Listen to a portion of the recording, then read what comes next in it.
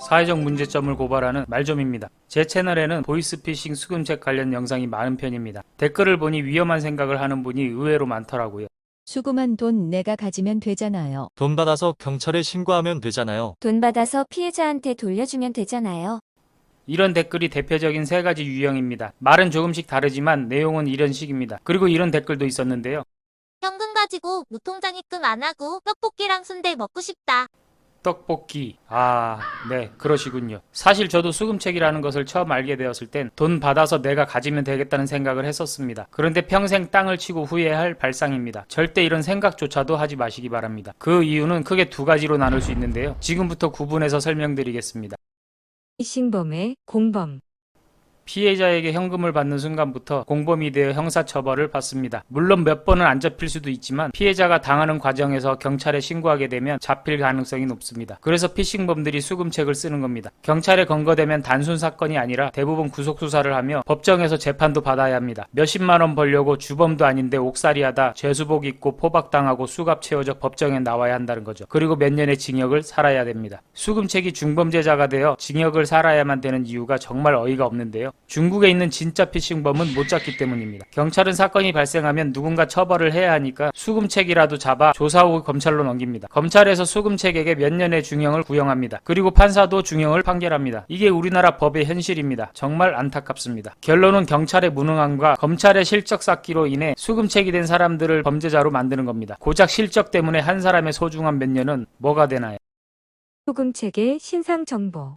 피싱범과 통화하면서 일을 하겠다고 하면 신분증과 등본을 보내라고 합니다. 수금책이 돼서 먹튀하면 영화에서처럼 칼 들고 찾아오진 않겠지만 또 모를 일이죠. 먹튀한 금액이 크면요. 오더라도 피싱범이 직접 오진 않을 겁니다. 수금책 구하듯이 우리나라 사람한테 몇백만 원 줄 테니 이 사람에게 피해주고 사진 찍어 보내면 잔금으로 또 얼마 주겠다고 할 것 같습니다. 보다 중요한 건 가족 중 한 명이 나 대신 피해를 입을 수도 있다는 것입니다. 난 혼자 사니까 괜찮아 라고 생각하며 이사 오기 전 받아놓은 등본에 날짜만 포토샵 등으로 고쳐 보내고 먹튀할 생각을 하는 사람도 있을 수 있는데요. 조금 전 말씀드린 것처럼 피해자에게 가서 현금을 받는 순간부터 공범이 되어 몇 년간 옥살이를 해야 합니다. 그래도 수금한 돈 내가 가지면 되잖아요. 돈 받아서 경찰에 신고하면 되잖아요. 돈 받아서 피해자한테 돌려주면 되잖아요. 이런 생각을 하시겠습니까?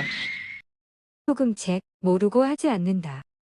제 생각도 그렇습니다. 수금책인지 모르고 하는 사람은 거의 없을 것입니다. 알면서도 쉽게 일당벌이를 하고 싶은 사람이 대부분이겠죠. 게다가 힘든 노동도 없고 돈만 받아오면 되니까요. 한 건에 15만 원과 교통비, 식대 등을 제외하고 보내면 되며 하루에 두 건만 해도 30만 원 이상 벌 수 있습니다. 범죄만 아니라면 아주 꿀직업이죠. 댓글에 수금책도 엄벌을 받는 게 당연하다고 작성하신 분들도 있었습니다. 실제 피해자였던 분의 댓글을 보니 돈을 건네기 망설이고 있으니까 수금책이 방강제로 갈채듯이 돈을 받아갔던 것 같습니다. 이렇게 되면 수금책이 당연히 믿겠죠.